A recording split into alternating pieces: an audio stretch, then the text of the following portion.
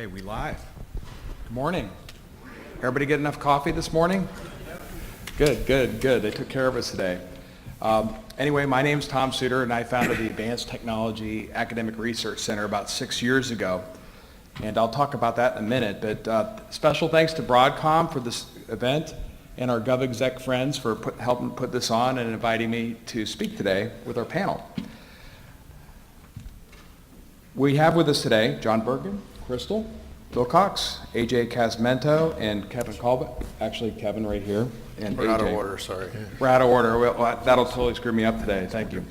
The challenge of modernization. We've been dealing with this at ATARC for a while. We've been working with cloud, mobile, big data, and we actually are wrapping up the year with an IT modernization summit.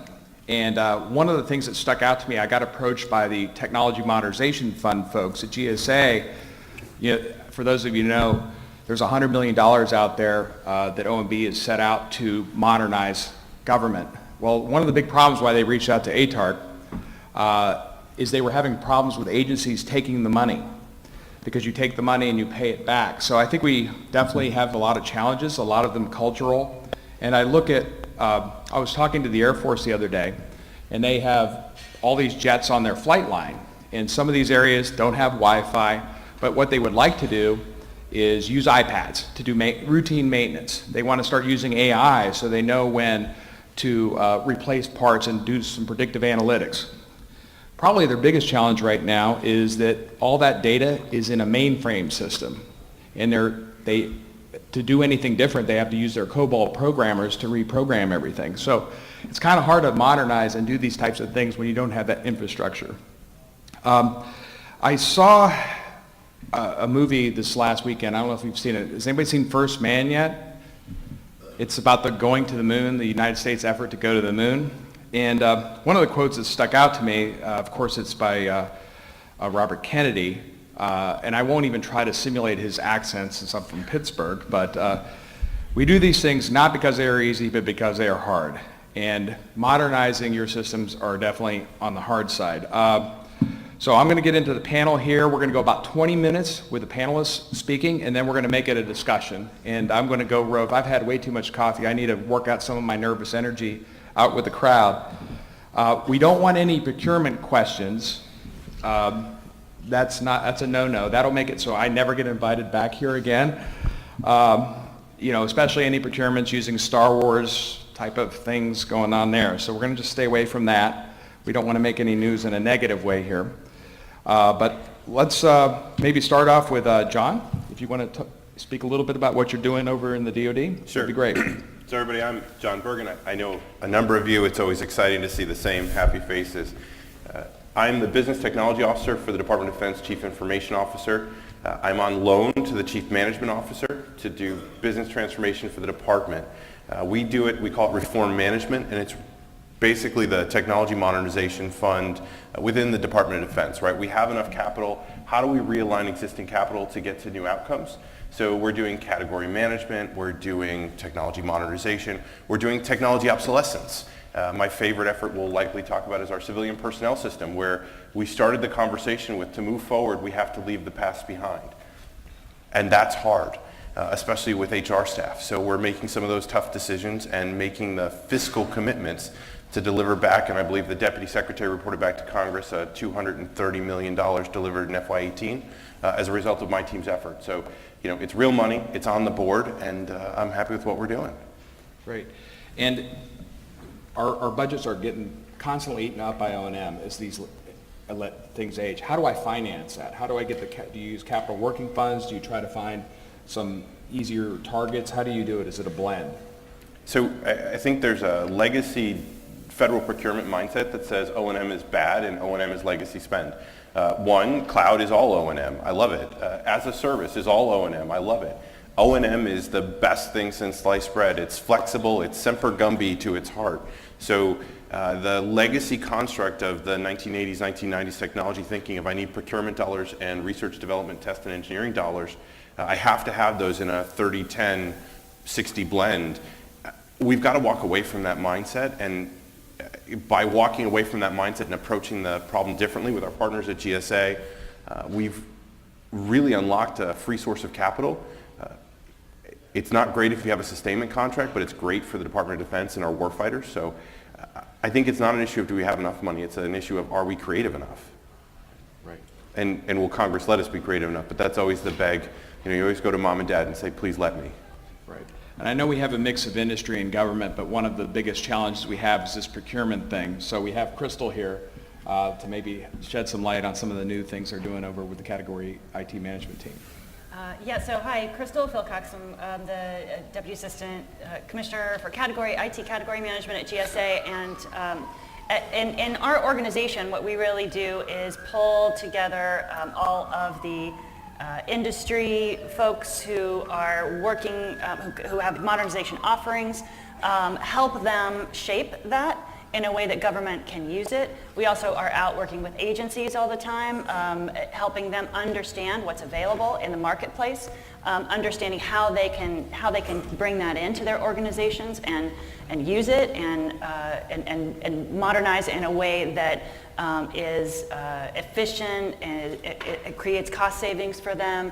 And so we're sort of this broker in between that are helping shape the marketplace and influence the marketplace, at the same time working with agencies on what their requirements are so that we can make sure that when agencies are ready and when they're at different stages, that things are available for them to procure, and it's easy, and we can help them get to those modernized technologies that they need.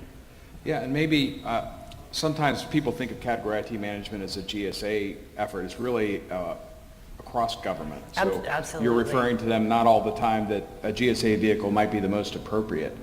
Right? Absolutely. So, yeah. No. There's a number of vehicles out there that you can use. And I think folks are constantly curating the kinds of tools and capabilities that are out there in the marketplace so that they're easier for government to consume. We certainly do that all the time, and work with agencies in that. Right. Mm-hmm. And Kevin, it would be great to get your perspectives. I know you've been in government, you've been in industry. Where are we headed with some of this modernization?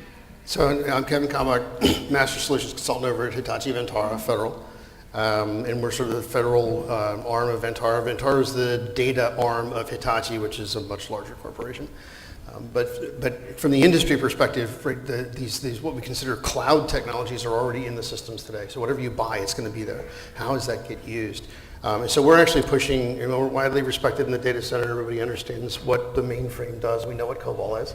But also the more modern solutions, things about moving to Amazon and those those are partners of ours as well. And so what we see is the data center is moving much more quickly. Things from Broadcom, et cetera, are moving things much more quickly. The compute is going up, it's getting cheaper all the time. We've got lots of common vehicles, you can buy all this stuff, and people go, well, now what do you do with it?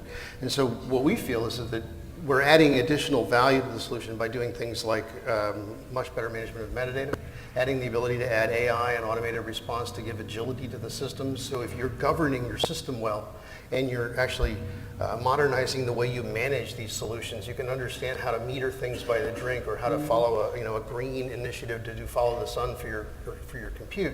We can automate those sorts of tools in the systems with the agility that's built in there, and the metadata injection for old data to make the agencies much more responsive and able to respond to things like if they change funding or if they change mission, so that the mission can be met by the agencies and the management's agile enough to catch that.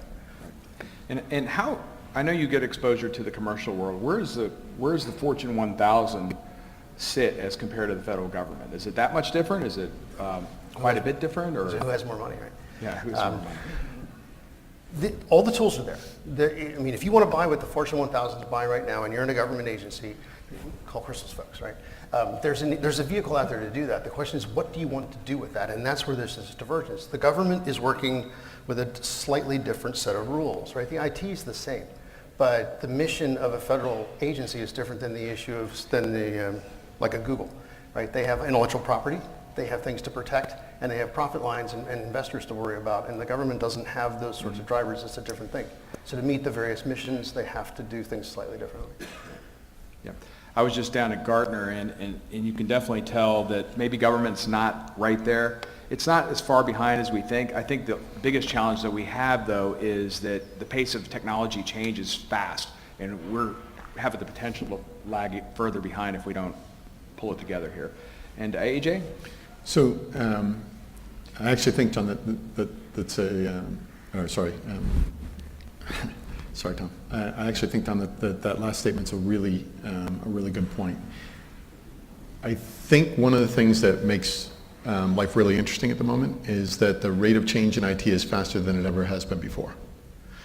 I think one of the things that makes it really scary at the moment is the rate of change in IT is faster than it ever has been before. And how we're going to consume that and what we're going to use it for, right?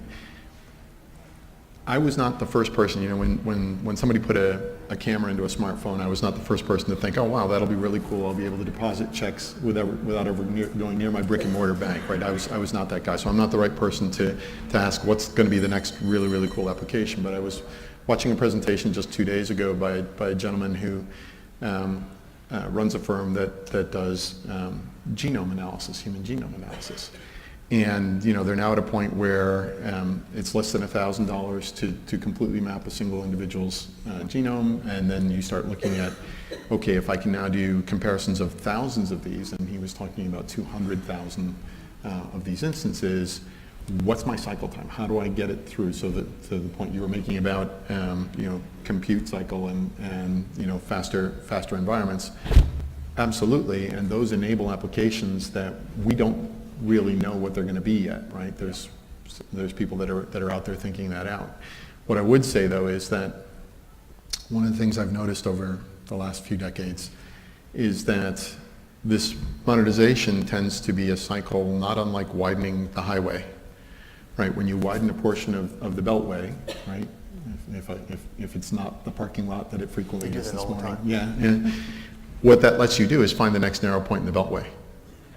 Right, and so everybody up here can remember when compute was the constraint, and then it was memory scale, and then it was the scale of the storage capacity, and then it was the network performance, and then back to compute, and we keep refreshing that cycle. You see that in the data side, on the data side too. Like if you talk on the DoD, you look at how does it reshape the battle space if you knew what you could know, and you could do it right now, and now we can do it at the edge with a handheld. And it completely changes the way we fight wars. It completely changes the way we assess taxes and things like that too.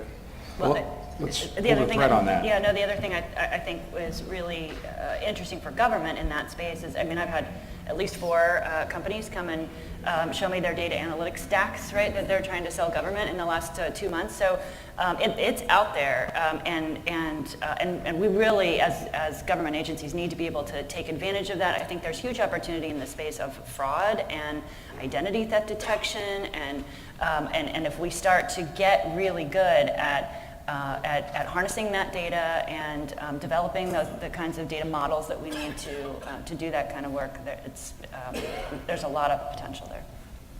So how, maybe, John, you see all this really cool technology. How do I get it implemented? How do I get it onboarded quicker in the Department of Defense? Yeah, so time to market, right, classic commercial phrase that certainly I've brought in and is what I repeat to my team is how do we deliver this faster? I think what Crystal pointed out with the available vehicles, right, the single biggest hurdle I'm going to talk to any of you when you come to sell me some great piece of technology is, how do I buy it, right? Do you have a justification? Do you have an accreditation?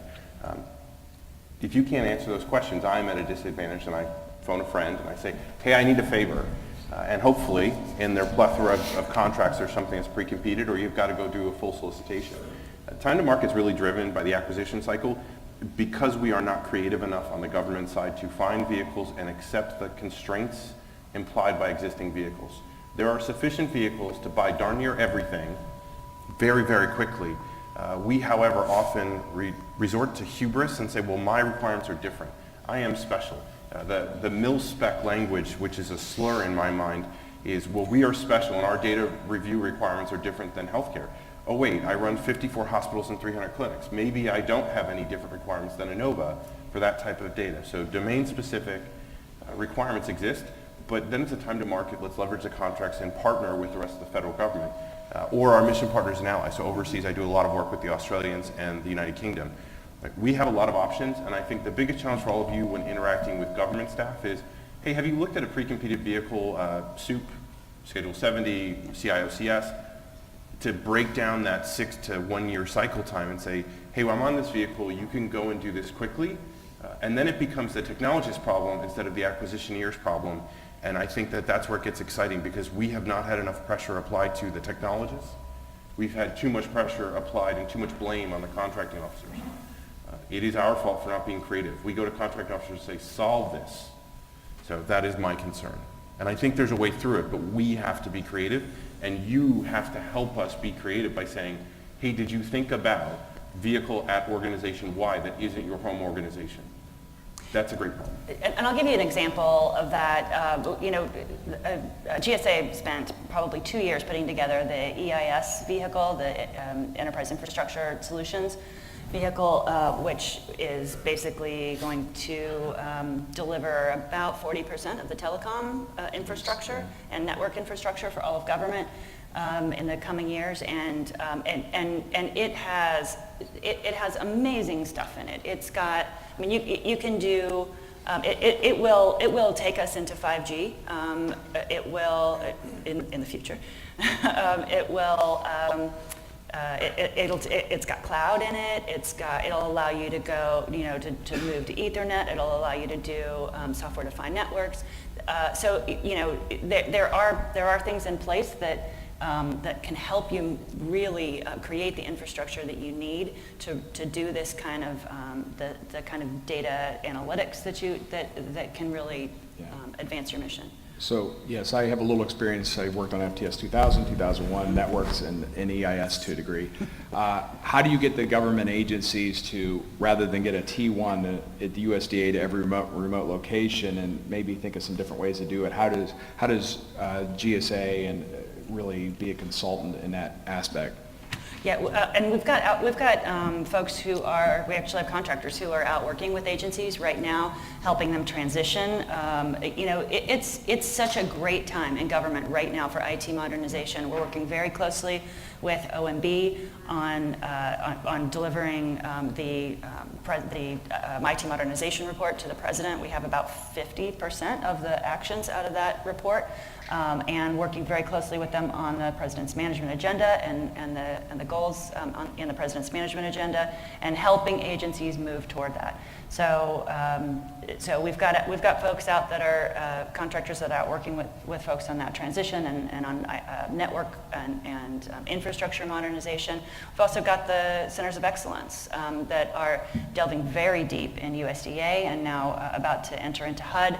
And transforming really the whole agency from top to bottom. Yeah, sure. So I want to piggyback on this, and I want to ask our two colleagues to comment. So look, I'm more than 50% of the network spend in the world, or in the United States, I should say. The Defense Department's DoDIN, our backbone, is a big deal. We love it. It's fantastic. We use the contracts heavily to go through and do it. We have a problem. So in San Antonio, I won't use the number, I know exactly what it is, X hundreds of circuits going to the same facilities. Yeah. In San Antonio, I have intelligence community missions. They buy their own circuits. In San Antonio, I have other federal government operations.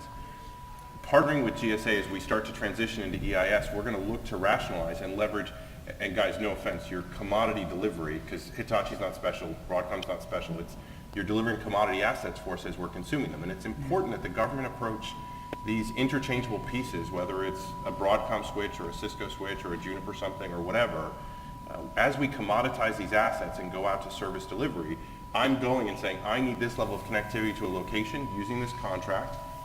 I don't care who it is, provided supply chain validations, all those things. It's changing the game for us, and I think it's going to have to change the game, because the conversation you just had about how Hitachi's adding value, you're adding value in a place where I want the system integrator to do it, not where I want to do it. And I'm concerned about that approach back to government, is as we do EIS and other pieces, as we move towards this shared infrastructure, how do you guys respond to us as a different single entity instead of 600 plus people in San Antonio you can sell to in the military side alone? How do you cross that line and change the behavior for us? Does that make sense? He's looking at me. I guess that's mine. I can't wait for this answer. Yeah. So one of the issues, and I kind of touched on this before, is as you start to stabilize your mission side, but you're also stabilizing the way you procure, coming up with a common way of doing these new things. We talked about the cloud ways. They're sort of narrowing down into a few common sort of ways, but it also means that the folks on the ground can understand how to apply that to their existing management of mission. And so when you start finding one facility and all these little things, you're going to try to rationalize that. So what we're trying to do is, what we've been doing in our product for probably the last 10 years is bringing in the abilities to do analytics, to bring in the abilities to find the hooks into the software, into the connectivity, into the various chats things that are coming out of the gear that is commodity today, right? And understand that in a common way and rationalize that across industries, across different sorts of pieces, and then hook that into the data itself and understand what the metadata, the data flows, right? But you're back at I'm special and I'm a unicorn. And the challenge for me is, look, the storage environment, and I know we have wonderful folks here, dude, you're a box with spinning rust. Maybe it's flash. I don't care. Like, I have a performance requirement, right? It's all silicon. Yeah, but there's lots of spinning rust in my world. This is the deal. If you're a commodity, everything you just said is, no, I'm still special, but you're a folding chair. If you're a wood chair or a metal chair, I know what a folding chair looks like, and I've taught my folks how to work with it. How do you respond to us in a way that says we're materially not a commodity delivery organization? Right, Like, so- it's just storage. Well, we do more than storage. Sure, but as an example, and we sell talked about data switches. centers, we sell sell broadcast switches. stuff, yeah. And switches is the exact same problem. It's just moving bits and bytes.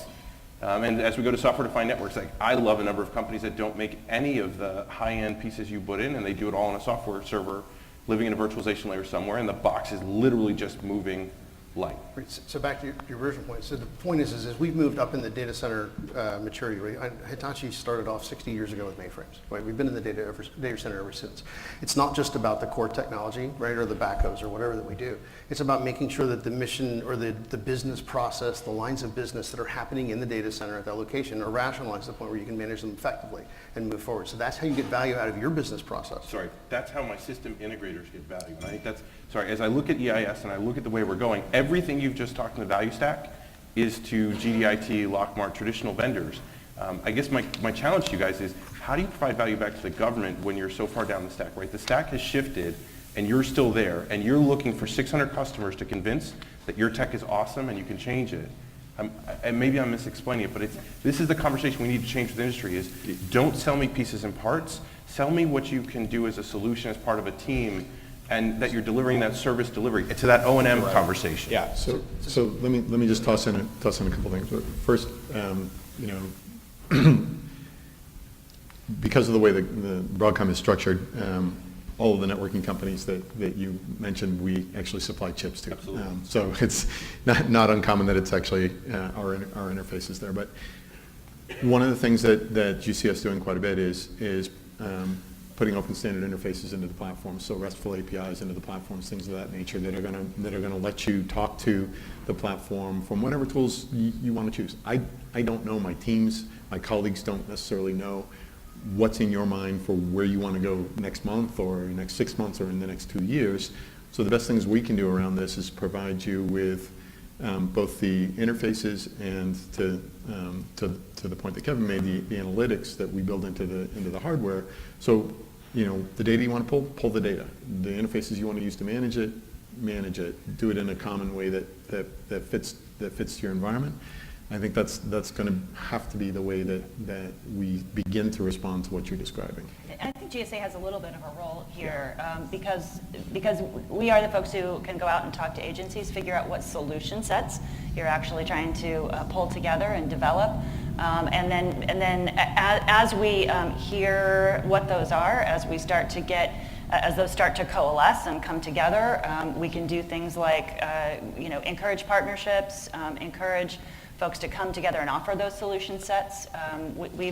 We've done that with Azure most recently in trying to get them to bucket some very clear cloud offerings so that folks from the government aren't looking at a huge smorgasbord of cloud stuff that they aren't really sure what they're buying. So we are working in that space, and I think we do have a bit of a role there.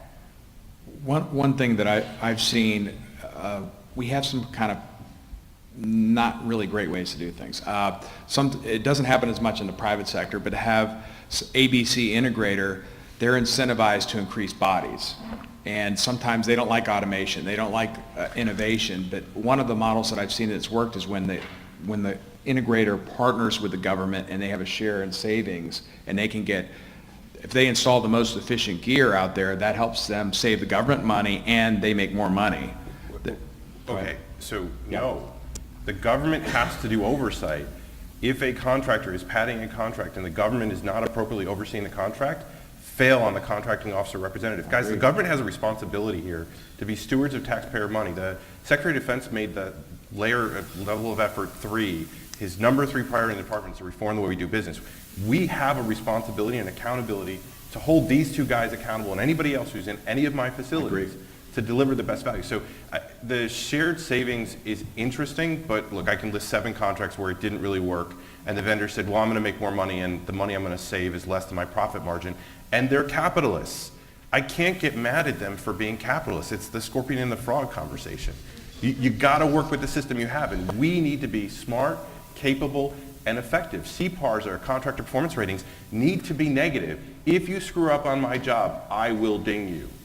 By the way, that's really hard to do in the government. We make it hard to be negative and give, you go to Amazon, you see 1-star ratings. It's hard for me to give a 1-star rating. I have to justify it, talk to OGC. I do it because it's important, because that 1-star rating made me not buy the dehumidifier that would have flooded my basement, right? These things matter at home, they matter in government. We are accountable. These guys are wonderful people, but I am accountable for holding them to their delivery, right? If you get a firm fixed price contract for me, I don't care if you're doing it forever. You are doing what you committed to do, or you're paying me back. Sorry, it's a cop-out, and we cannot allow that cop-out. Sorry, and I know your leadership team, and they feel exactly the same way. We are adamant about this. Is passion, guys. We have a job to do for you. Sorry. We need more people like you. In my experience, I've seen people that were product owners from the government, and when you ask them a question, I don't know the answer. You go talk to my contractor. I've seen that.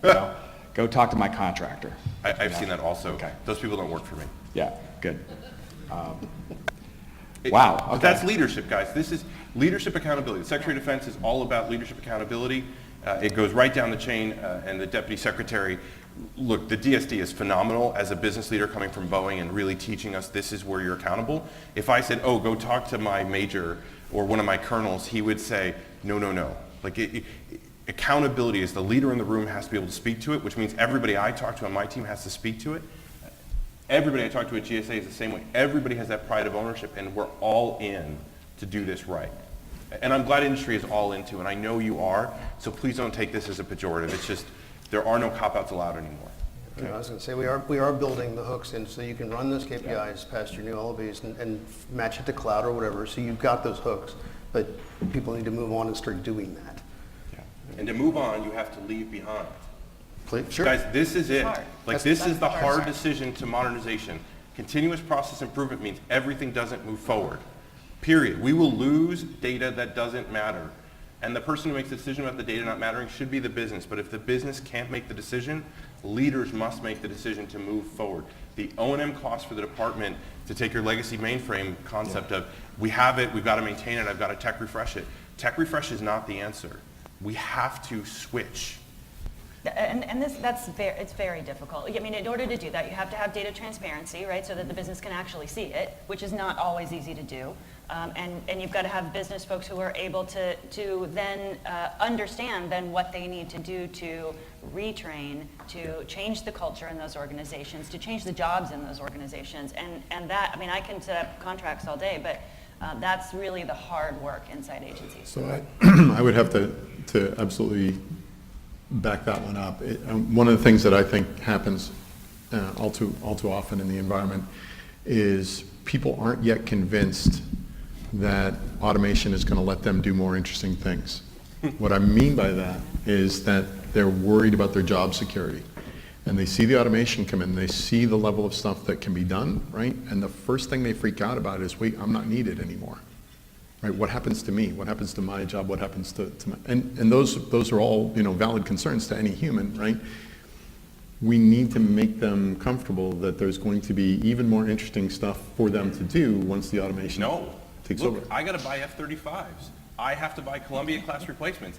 I need to protect the country. I don't need to protect people's jobs. As a steward of the taxpayer, I must protect the taxpayer base. Like, this is it. It's not about protecting jobs, whether they're contractor or civilian. We have to do what's right for the government, not what's right for the individual, and that is tough. And guys, like, I am the person in those tough conversations that impact people. It's terrible, but we have to do what's right, and I can't make it better for them every time. They're not going to get better work. I need them not to do the work. I need the relief. I don't have a headcount, right? We're going to see a bad budget next year. I need to plan for the winter that's coming in the spring. This is spring. This is a great budget year for me. I've got to plan for winter, and I'm worried about that. So I'm not suggesting that you hang on to people that you don't need. My point was that when you get rid of the mundane stuff, right, there's still more stuff to be done. It's not like you guys are running out of work. I don't actually agree with that. I think that there is a lot of manual labor being done that we can use process automation to resolve. Absolutely. So the defense travel system, right? I led that acquisition.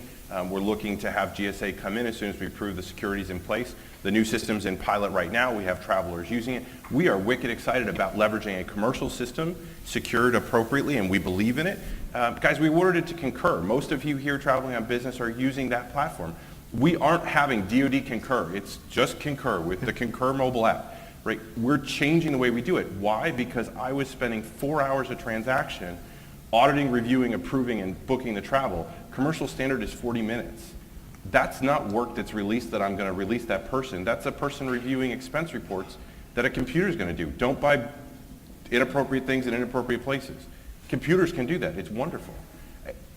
Literally, we have to look at where our workforce is, what we're doing, and how we deal with it. And especially our contractor workforce, as they're there as a surplus, right? They're not government staff. We have to be agile with our use of contractor workforce and get the right contractors doing the right DevSecOps or whatever we need to do at the moment. The Joint AI Center being stood up, right? That's a real transformative action that the DoD CIO is driving. We're super excited about what that's going to deliver. How do I pay for that? I pay for that by not auditing expense receipts in DTS. It's a zero-sum game. It's actually a negative-sum game, quite frankly. And I'm sorry for pushing back so hard, but this is a really hard decision, a hard discussion. Modernization means killing things and leaving them behind. And it goes back to my point about modernizing the process along with the technology as you move forward, right? Oh, It's who iterative. cares about the technology? It's all commodity. It's all about people and process. No, exactly. Everything in It's the coming. technology is a commodity. I don't care if it's a Dell or a Hitachi storage device.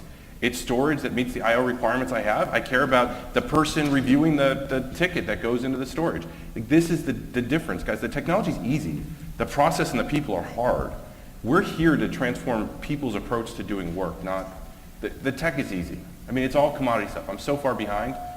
That's why I just use her vehicles. Nothing is unique and crazy. No, we Leverage and go. We agree. We're like I said, we're adding the pieces back in there to let you do that. And the Deputy Secretary has a conversation. He says, oh God, it's like R&D, rip and deploy.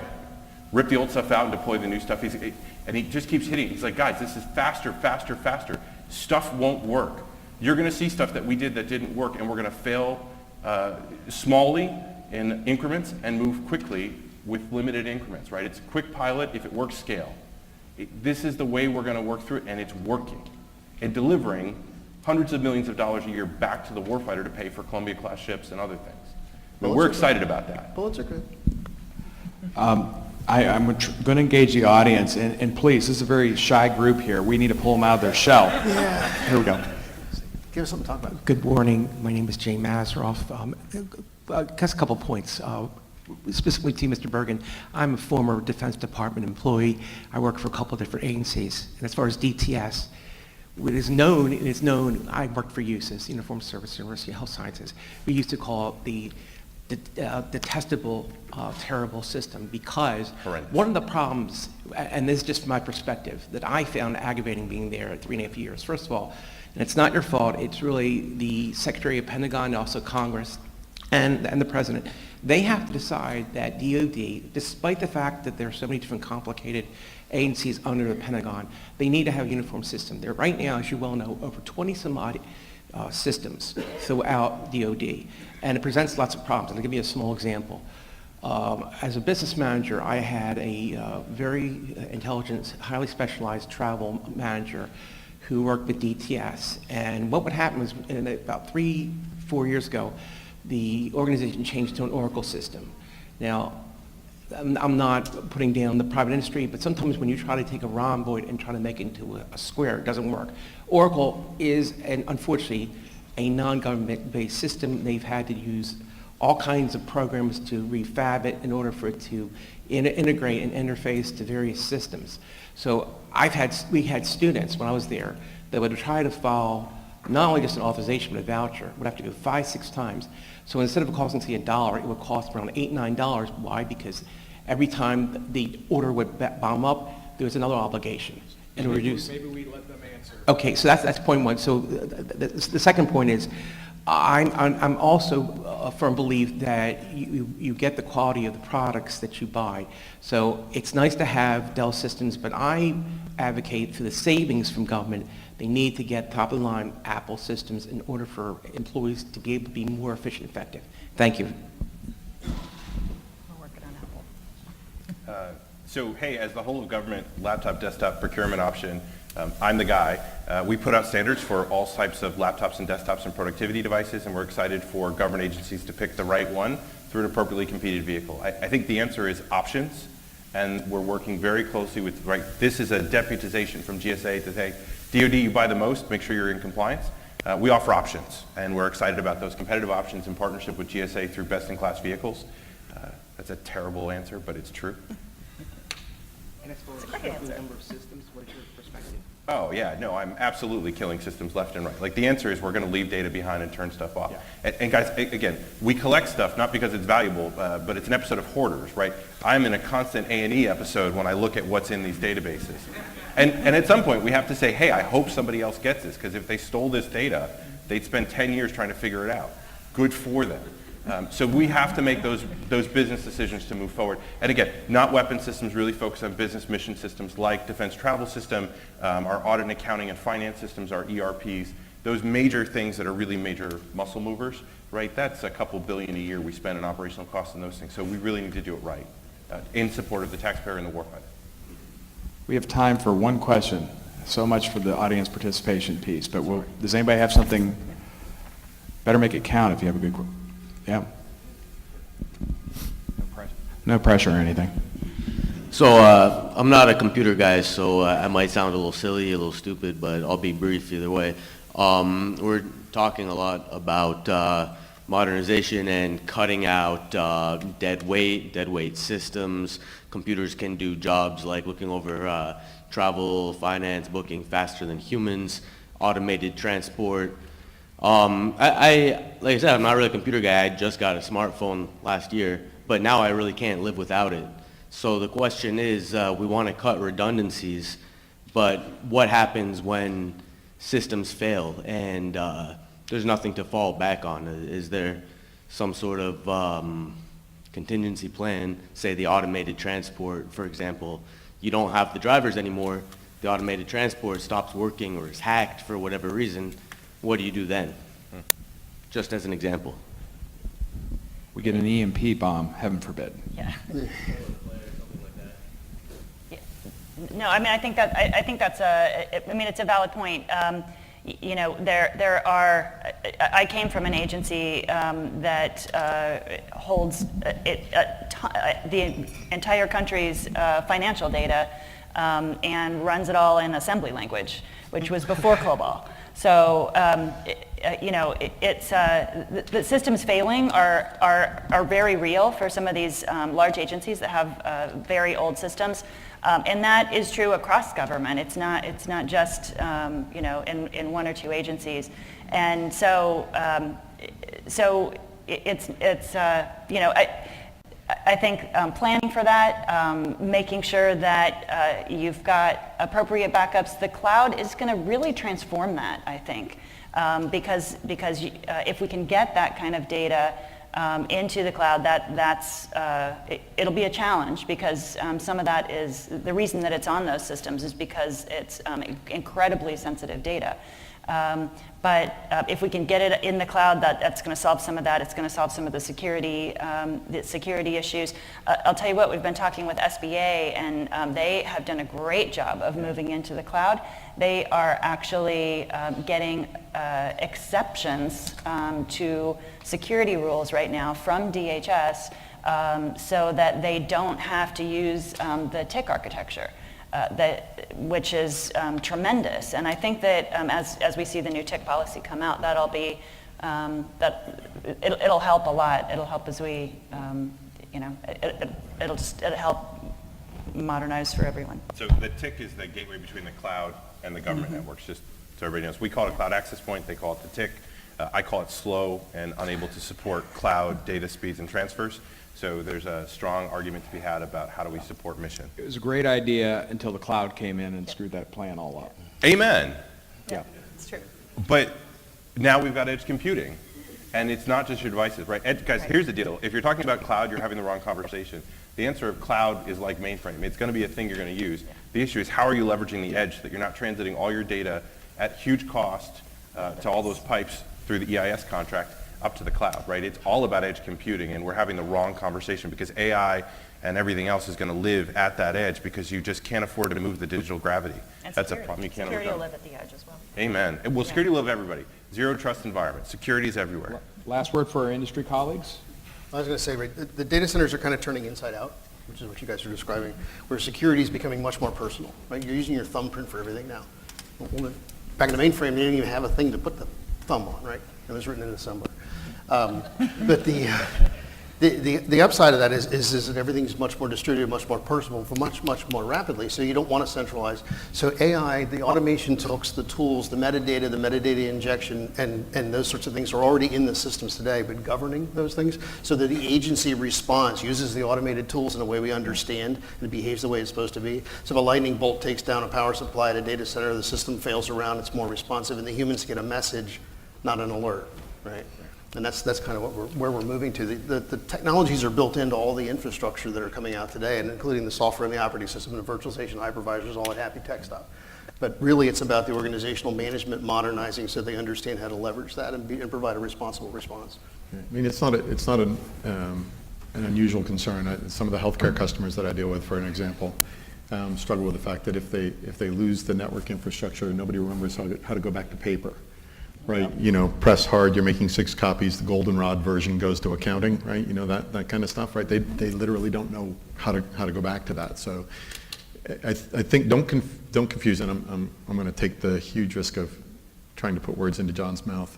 Don't confuse what John's saying with, you know, the concept that he doesn't care about the reliability or stability of the environment. Correct. That's not the same thing, right? We're not as far apart as it might sound up here. And I think one of the things that he's driving us towards, if I can say, is that the infrastructure doesn't become less critical in our current world. It becomes even more critical, right? You just don't want to be able to see it. You don't want to have to worry about it. You don't have to think about it. You want the bits to do what they're supposed to do. In the same way that if you actually sat down and explained to any of your neighbors what a microwave actually does, they would not thank you for that conversation. They would consider it a waste of time, right? All they want to do is take yesterday's lasagna, pop it in, push some buttons, and eat, right? And that's, I think, the concept. Make it reliable, make it cost effective, make it perform, right? And get out of the way. Fair enough? Yeah. I'm going to have to end this because Anna's giving me the evil eye over there. I mean, it's looking really bad right now. So we ran a little long. Thank you, John, Crystal, Kevin, and AJ. Appreciate your time. Yeah, thanks so much.